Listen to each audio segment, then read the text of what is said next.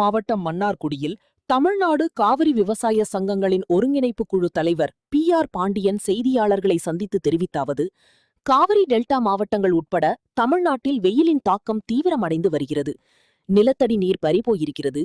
குடிநீர் தட்டுப்பாடு ஏற்படும் பேராபத்து ஏற்பட்டிருக்கிறது. இந்த நிலையில் காவிரி மேலாண்மை ஆணையத்தின் 50வது கூட்டம் வருகிற 29ஆம் தேதி டெல்லியில் நடைபெறவிருக்கிறது. இந்த கூட்டத்தில் காவிரி மேலாண்மை ஆணையம் மாதம் ஒருமுறை கர்நாடகாவிற்கு உத்தரவு போடுவதோடு தனது கடமை முடிந்துவிட்டதாக நினைப்பதை ஏற்க முடியாது. உச்சநீதிமன்றம் உறுதியளித்த அடிப்படையில் காவிரி மேலாண்மை ஆணையம் தண்ணீரை திறப்பதற்கு உத்தரவு போடுவதோடு காவிரி ஒழுங்காற்றுக் குழுவை அனுப்பி தண்ணீரை திறந்து தமிழ்நாட்டிற்கு விடுவிக்கக்கூடிய உரிய அளவிலான தண்ணீரை பெற்றுத் தருவதற்கான முழு முயற்சியை போர்க்கால அடிப்படையில் ஆணையம் மேற்கொள்ள வேண்டும். காவிரி நீர் பங்கீட்டு ஒழுங்காற்றுக் குழு அதனை முழுமையாக பெற்றுத்தர முன்வர வேண்டும். குறிப்பாக காவிரி டெல்டா மாவட்டங்களில் தூர்வாரும் பணிகளுக்கான நிதி ஒதுக்கீட்டை ஜனவரி மாதமே தமிழக அரசு ஒதுக்கீடு செய்துவிட்டது. 50% பணிகள் துவங்கப்படாமல் இருக்கிறது. துவங்கப்பட்டிருக்கும் பணிகளிலும் மிக பெரும் அளவில் ஊழல் முறைகேடு நடைபெறும் நிலை ஏற்பட்டுள்ளது.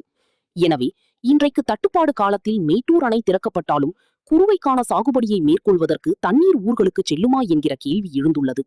எனவே தலைமைச் செயலாளர் உடனடியாக உயர் அதிகாரிகள் கொண்ட குழுவை அனுப்பி வைத்து தூர்வாரும் பணிகளுக்கான ஆய்வு செய்து விரைந்து அந்த பணிகளை நிலுவையில்லாமல் நிறைவேற்றுவதற்கு முன்வர வேண்டும்.